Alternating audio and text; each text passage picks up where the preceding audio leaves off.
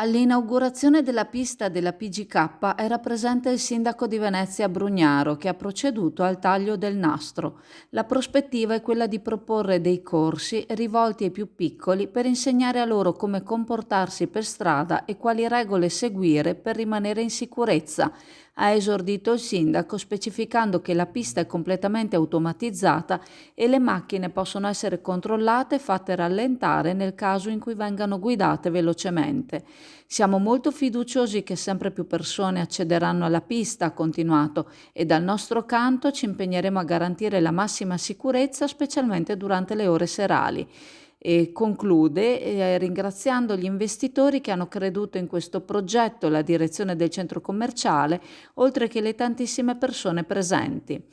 Crediamo che il rilancio di Venezia parta dalle attività che valorizzano il territorio e che portano valore aggiunto per un futuro più prospero. Dopo il taglio del nastro, il sindaco Brugnaro, insieme a Fisichella e Cracco, si sono cimentati ad una corsa sui go-kart.